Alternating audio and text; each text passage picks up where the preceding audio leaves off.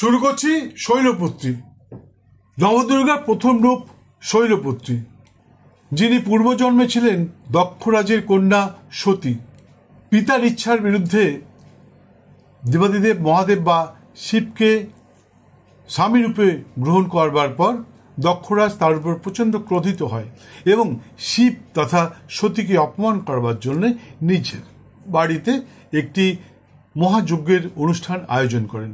সেখানে সমস্ত দেবদেবীকে নিমন্ত্রণ জানালেও মাতা সতী তথা জামাতা অর্থাৎ দেবাদিদেব মহাদেব বা শিবকে কোনো রকম আমন্ত্রণ জানাননি। মাতা সতী যখন জানতে পারে, শৈলপুত্রী যখন মাতা সতী যখন জানতে পারে যে হ্যাঁ বাবার বাড়িতে এরকম একটা অনুষ্ঠান হচ্ছে, তখন ভেবেছে হয়তো বাবা ভুলে গেছে বলতে আমাকে। মাতা সতী নিজেই উদ্যোগ নিয়ে গেছেন, শিব ভিন্ন একাই গেছেন নন্দীভৃঙ্গিকে নিয়ে, এবং তারপর সেখানে পিতার মুখে পতির নিন্দা অর্থাৎ দক্ষরাজের মুখে শিবের নিন্দা শুনে সহ্য করতে না পেরে সেই মাতা সতী তার ওই যজ্ঞাগ্নিতে আত্মাহুতি দেন। তারপরের গল্প তো সকলেরই জানা আছে, সেগুলো বলে লাভ নেই। যাই হোক, এরপর সেই মাতা সতী পরবর্তীকালে হিমালয় রাজের ঘরে হিমালয় রাজের কন্যা শৈলপুত্রী রূপে জন্ম নেন। মাতা সতীর রূপ সম্বন্ধে একটু বলে দিই। মাতা সতী ঋষভ বাহন অর্থাৎ ষাঁড়ের উপর বসা, দুহাত এবং এক হাতে ত্রিশূল, অন্য হাতে পদ্ম। সাধক এবং সাধিকার পূর্বজন্মের ইচ্ছা পূরণকারিণী মাতা শৈলপুত্রী এবং এই মা অনন্ত শক্তির আধার। পুজোর সময় 22শে সেপ্টেম্বর 2025 বঙ্গাব্দের 5ই সেপ্টেম্বর 1432 সন্ধ্যা সোমবার রাত্রি 6:18 থেকে রাত্রি 9:56 মধ্যেই এই পুজো আপনাকে সম্পন্ন করতে হবে। পূজার মন্ত্র ওং হ্রিং হ্রিং হ্রিং শ্রিং শৈলপুত্রে নম ওং। মনে রাখবেন, ওং অনেকে ও এম বলে, ওটা ভুল উচ্চারণ করবেন না। ও এন জি ওং, অনেকে ও এম বলে, ও এম বলবেন না, ও এন জি ওং। আমি ও এমটা উচ্চারণ করলাম না, কারণ ও এম উচ্চারণ করাটা উচিত নয়। অনেকেই ভুলভাল উচ্চারণ করে, সেটা করবেন না। যাই হোক, আবার বলছি, ওং ও এন জি ওং হ্রিং HRING হ্রিং ওং হ্রিং হ্রিং হ্রিং শ্রিং শৈলপুত্রে নম ওং। এই মন্ত্র 1008 সংখ্যা জপ করবেন। মনে রাখবেন রুদ্রাক্ষের মালা এই মন্ত্র জপ করলে খুব ভালো হয়। রুদ্রাক্ষের মালা এই যে আপনি দেখতে পাচ্ছেন, এই মালা, এই যে এটাকে সাক্ষী বলে, সাক্ষী থাকবে, সাক্ষীটাকে টেনে নিয়ে আসবেন। ওং শ্রিং ওং হ্রিং হ্রিং হ্রিং শ্রিং শৈলপুত্রে নম ওং। ওং হ্রিং হ্রিং হ্রিং শ্রিং শৈলপুত্রে নম ওং। ওং হ্রিং হ্রিং হ্রিং শ্রিং শৈলপুত্রে নম ওং। এইভাবে আপনি মাথায় রাখবেন। এই রুদ্রাক্ষটাকে মনে রাখবেন, এই যে আঙ্গুল, এই যে তর্জনীর মাঝখানে রেখে এইভাবে টানতে হয়, তাহলে আপনার রুদ্রাক্ষের মালায় জপ করা হলো। এটা মাথায় রাখবেন। এইভাবে কিন্তু মন্ত্র জপ করতে হয়।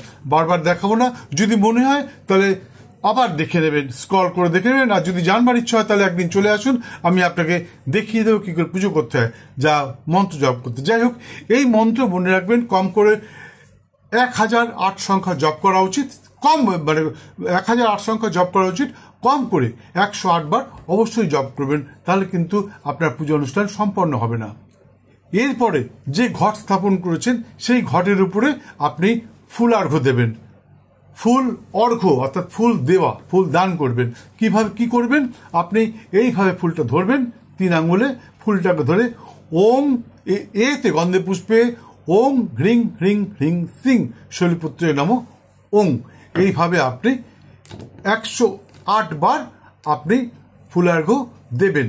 আর যদি মনে হয় যে আপনি বেশি দিতে চান তাহলে দিতে পারেন, 1008 সংখ্যা দিতে পারেন। তবে মাথায় রাখবেন 108 সংখ্যা ফুলার্ঘ্য কিন্তু অবশ্যই দিতে হবে। এরপর করজোড়ে অর্থাৎ হাত জোর করে মাকে প্রণাম করবেন। ওং প্রণনামি সদাশিবং শৈলপুত্রৈ বৃষারূঢ়ং জগতং মাতরং দেবীং ধর্মকাম সমৃদ্ধয়। এই মন্ত্র আপনাকে, প্রণাম মন্ত্র একবার জপ করলেই যথেষ্ট। একবার বললে, হাত জোর করে একবার বললে যথেষ্ট। আর তারপর আপনি মাকে মনে মনে প্রার্থনা করবেন, বলবেন, হে মাতে, হে মা, আমি পুজো সম্বন্ধে কিচ্ছু জানি না, আমি আমার শ্রদ্ধা, ভক্তি, বিশ্বাস, নিষ্ঠা, পবিত্রতা এবং একাগ্রতা দিয়ে আমার পুজো অনুষ্ঠান সম্পন্ন করলাম। এই পুজো করতে আপনার বেশি সময় লাগবে না, খুব অল্প সময়তেই হয়ে যাবে। এরপর কোনো কুমারী কন্যা প্রসাদ, আচ্ছা একটা কথা, প্রসাদ আপনার যা ইচ্ছা দিতে পারেন, ফল এবং মিষ্টি। শুধুমাত্র কুষ্মান্ডার পূজাতেই ভোগ দিতে হয় এবং সেখানে কুমড়ো দিয়ে ভোগ দিতে হয়, অন্নভোগ সেই সঙ্গে কুমড়ো দিতে হয়।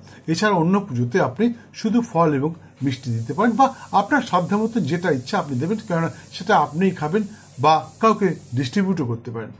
আর যদি কোনো কুমারী কন্যা আপনি পান, সে যেই হোক না কেন, তার বয়স যেন 11 বছরের নিচে হয়, মাথায় রাখবেন। 11 বছরের উপরে কোনো কন্যাকে আপনি কোনো মাতৃরূপে পুজো করবেন না। তারপরে মেয়েরা বহু ক্ষেত্রে বর্তমান যুগে 12 বছরে পা দিলেই মেয়েরা অনেক সময় বড় হয়ে যায়।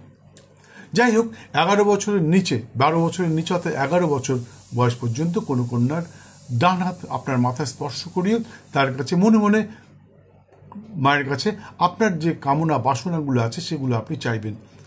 বলবেন যে, হে মাতে, আমার পূর্বজন্মের কোনো কথা আমার মনে নেই, কি ছিলাম, কি করতে চেয়েছিলাম, কি করব জানি না, মাগো তুমি এই জন্মের আমার সমস্ত মনস্কামনা পূর্ণ করো। আর ওই শিশুকন্যাটিকে যদি প্রণাম করতে পারেন খুব ভালো হয়, যদি না পারেন তাহলে তার হাতটা আপনার মাথায় স্পর্শ করিয়ে আরও একবার চাইবেন এবং বলবেন যে, আমি আমার শ্রদ্ধা, ভক্তি, বিশ্বাস, নিষ্ঠা, পবিত্রতা এবং একাগ্রতা দিয়ে তোমার পুজো করলাম মাগো। যদি কোনো অসুবিধা, যদি কোনো ভুল হয়ে থাকে, কোনো ভ্রান্তি হয়ে থাকে, তাহলে তুমি আমাকে পুত্র জ্ঞানে ক্ষমা করে দিও। এই হচ্ছে আপনার শৈলপুত্রী পুজো। এরপরে শুনুন ব্রহ্মচারিণী পুজো।